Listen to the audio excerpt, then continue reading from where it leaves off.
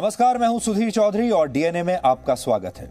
आज शुरुआत एक सवाल से करते हैं और सवाल आज आपके लिए यह है कि अगर पूरे देश में शराब के ठेके खोल दिए जाएं तो ठेकों पर ज्यादा लंबी लाइन होंगी या वैक्सीन सेंटर्स पर ज्यादा लंबी लाइनें लगेंगी। इस सवाल के दो ही जवाब हो सकते हैं।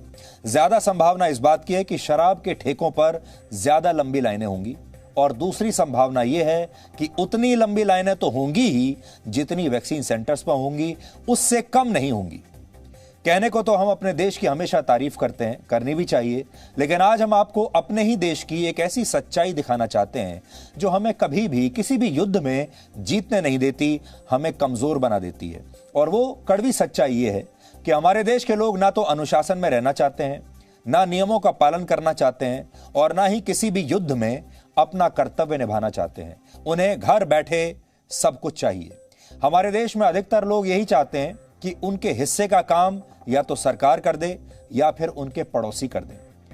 आज अगर देश के इन लोगों को अपनी गलती से कोरोना वायरस का संक्रमण हो भी जाए तो ये अपने अलावा हर किसी को दोष देंगे, लेकिन इस बात को नहीं मानेंगे कि इन्होंने कानून का पालन नहीं किया, अनुशासन का पालन नहीं किया, एहतियात नहीं बरती, मास्क नहीं लगाए, सोशल डिस्टेंसिंग का पालन नहीं किया, इसलिए इन्हें कोरोना वायरस का संक्रमण हुआ। उसके बाद ये बाकी हर किसी की गलती खोजेंगे उसमें। इसलिए आज सबसे पहले हम इसी कड़वी सच्चाई का विश्लेषण आपके लिए करेंगे। इसके बाद हम आपको कनाडा लेकर चलेंगे, जहां छोटे बच्चों को कोरोना की वैक्सीन लगनी शुरू हो गई है और यह बहुत बड़ी बात है। किसी भी परिवार में लोग अपना दर्द तो सह लेते हैं, लेकिन बच्चों का दर्द कोई सह नहीं पाता। हमारे देश की कुल आबादी में 30% हिस्सा 18 साल से कम उम्र के बच्चों का है। आपने अपने बच्चों को कोरोना वायरस से बचाने के लिए अब तक क्या इंतजाम किए हैं? कनाडा जैसे देशों ने तो ये काम करना शुरू कर दिया है। आज आप भी खुद हमारे साथ इस बात का विश्लेषण देखिए।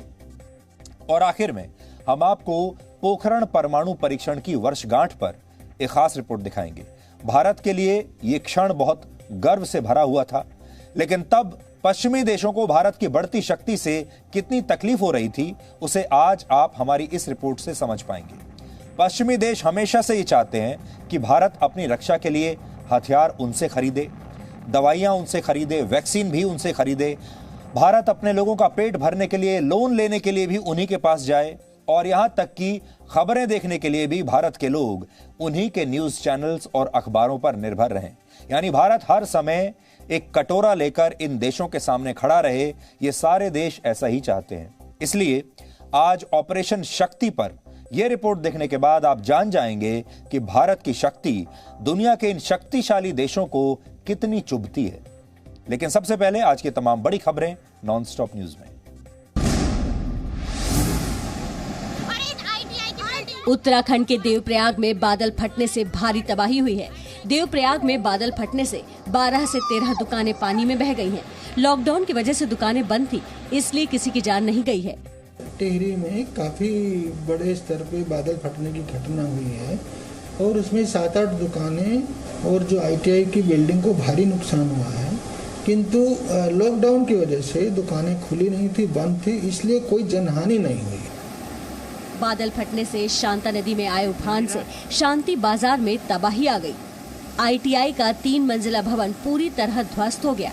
देवप्रयाग नगर से बस अड्डे की ओर जाने वाला रास्ता और पुलिया पूरी तरह से बह गया। अमित शाह ने भी इस हादसे पर उत्तराखंड के मुख्यमंत्री तीरथ सिंह रावत से फोन पर बात की है और हर संभव मदद का भरोसा दिया है।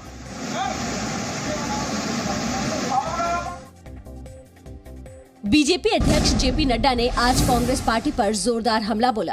कांग्रेस अध्यक्ष सोनिया गांधी को 4 पन्नों की चिट्ठी लिखकर कांग्रेस नेताओं और मुख्यमंत्रियों पर संकट काल में जनता से झूठ बोलने और भ्रम फैलाने का आरोप लगाया। उन्होंने लिखा कि जब देश के वैज्ञानिक और डॉक्टर कोरोना की वैक्सीन खोज रहे थे, तब कांग्रेस पार्टी के सदस्य इस कोशिश का मजाक उड़ा रहे थे। सोनिया गांधी से पूछा कि पंजाब जैसे कांग्रेस शासित राज्यों में मृत्यु दर अधिक क्यों है। जेपी नड्डा ने वायनाड से कांग्रेस सांसद राहुल की भी तीखी आलोचना की। कहा कि महामारी में पूर्व कांग्रेस अध्यक्ष राहुल गांधी का व्यवहार छोटी और ओछी बातों के लिए हमेशा याद रखा जाएगा। जिस पीड़ा और विश्वास से नड्डा जी ने ये पत्र लिखा है, कहीं ना कहीं ये सोनिया जी के हृदय को छू ले और वो अपने पार्टी के साथियों को भी इस प्रकार से मोटिवेट कर सके, मेरी यही कामना है और यही उम्मीद है।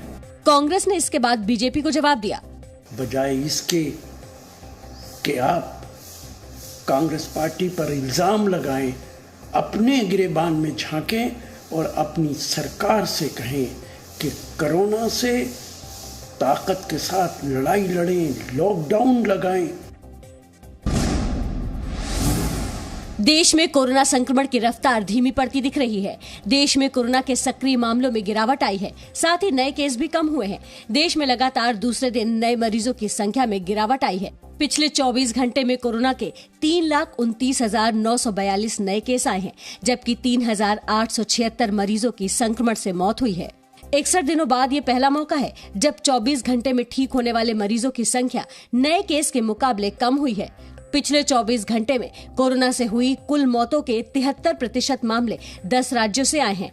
केंद्रीय स्वास्थ्य मंत्रालय के मुताबिक देश के 18 राज्यों में नाइट कर्फ्यू और लॉकडाउन जैसी पाबंदियों से कोरोना के नए केस कम होने लगे हैं। स्वास्थ्य मंत्रालय का कहना है कि 7 मई को 4 लाख से ज्यादा केस थे, लेकिन इसके बाद से संक्रमण के मामले घटने लगे हैं।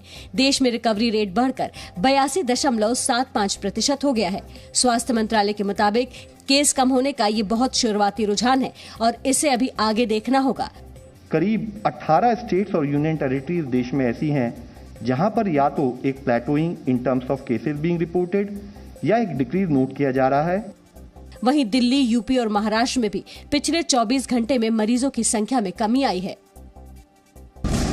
कोरोना से जुड़े मामलों पर सुनवाई के दौरान दिल्ली हाईकोर्ट ने आज फिर कड़ी टिप्पणी की है। सुनवाई के दौरान दिल्ली हाईकोर्ट ने कहा कि देश में कोरोना संक्रमण को बढ़ावा देने में सरकारें भी जिम्मेदार हैं, क्योंकि कभी चुनाव तो कभी मेले होते रहे। न्यायमूर्ति विपिन सांघी ने कहा कि लॉकडाउन को खोलने के लिए बहुत नियंत्रण और सतर्कता बरतनी होगी ताकि राज्य आने वाले कोरोना के मामलों से निपट सके। दिल्ली हाईकोर्ट ने केंद्र और दिल्ली सरकार से कहा कि वो मुंबई की तरह दिल्ली में भी स्टेडियम सहित अन्य खुले स्थानों पर वैक्सीन लगाए जाने की शुरुआत पर विचार करें।